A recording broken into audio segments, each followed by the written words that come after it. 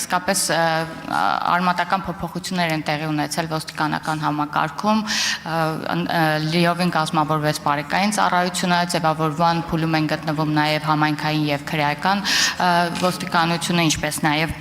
ոստիկանական գվարդիայի ձևավորման ուղղությամբ են աշխատանքներ տարվելու, բայց կարծես այս ամբողջի համատեքստում փրկարար ծառայությունը մի տեսակ երկրորդ պլան է մղվել եւ դուք էլ ձեր խոսքում զեկույցում նշեցիք, որ 2025 թվականը փրկարար ծառայության համար մոդեռնիզացիայի տարի է սպասվում եւ ուզում եմ մի փոքր մանրամասնեք ինստիտուցիոնալ առումով թե նյութատեխնիկական առումով նոր փոփոխությունների սպասենք։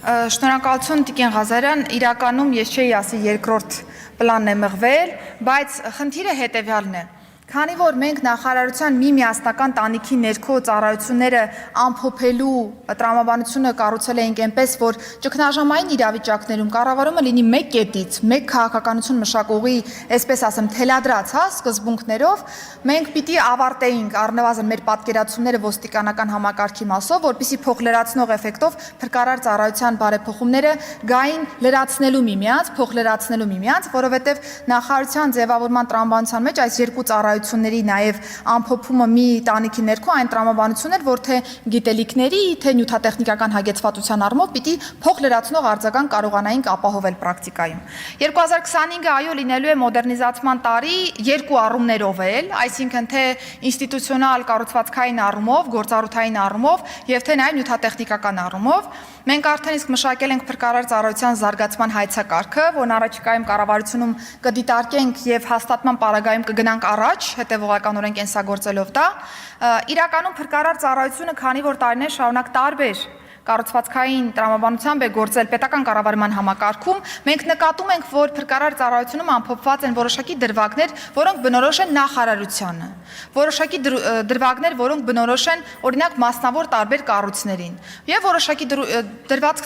դրվագներ, որոնք տիպիկ փրկարար ծառայությանը բնորոշ գործառույթներ են։ Մենք պիտի զտենք այս բոլոր բաղադրիչները, հասկանանք, թե որ գործառույթներն են տեղափոխվում նախարարություն, որ գործառույթներն են տեղափոխվում ներքին գործերի նախարարության կրթահամալիր, որ հատվածն է արտապատվիրակվում մասնավոր ընկերությանը եւ նախարարությունը դառնում է այստեղ կանոններ գրողը եւ կանոններ թելադրողը եւ դրանց վերահսկողություն իրականացնողը, իսկ մնացյալ դեպքերում արդեն ֆունկցիոնալը կմնա փրկարար ծառայության ներսում։ Կունենանք ավելի օպտիմալ կառուցված, կասեմ, որ ճգնաժամային կառավարման կենտրոնը 911-ը եւս տեղափոխվելու է նախարարության տիրույթ, այսինքն մենք առաջիկա ժամանակահատվածում այլևս չենք ունենա երկու տարբեր համարներ սպասարկող մեր քաղաքացիներին եւ նախարարությունում կգործի մեկ միասնական գրասենյակ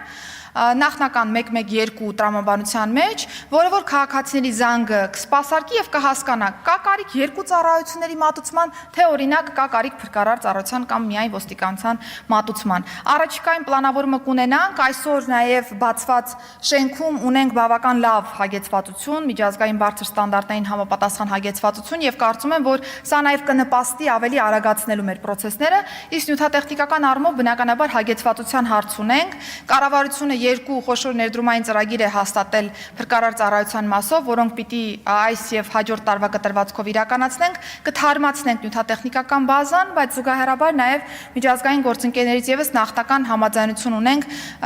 շուրջ 10 նաեւ հրշեջ փրկարարական մեքենա գնելու եւ տրամադրելու ծառայությանը։ Տիկին նախարար, ուրեմն զեկույցում նշված է, որ վերանայվել են նաև ոստիկանությունում ծառայություն ընդունվելիս թեկնածուներին ներկայացվող պահանջները եւ հատկապես կանանց կարիքները հաշվի առնելով պահանջները փոփոխվել են։ Ես հիշում եմ մեր հանդիպման ժամանակ հիմնական խնդիրը բարձրացվում էր տարիքի եւ հասակի հետ կապված, այս առումով որևէ փոփոխություն տեղի ունեցել է թե ոչ։ Տիկին Ղազարյան, երբ որ մենք հանդիպում էինք միասին Գեղարքունիքի մարզում կին ծառայողների հետ, այնտեղ արձանագրեցինք, որ հասակին եւ քաշին վերաբերող փոփոխություններն են փոփոխվել, բայց դուք նաեւ բարձրացրեցիք խնդիրը տարիքի մասով, եւ ես պիտի փաստեմ, որ արդեն իսկ ներքին գործերի նախարարության կողմից շրջանառության մեջ է դրված օրենսդրական փոփոխությունների նախագիծ, որով հանվում է տարիքային վերին շեմը, այսինքն 35 տարվա կանոնը դուրս է գալիս, բայց ինչն է կարեւոր։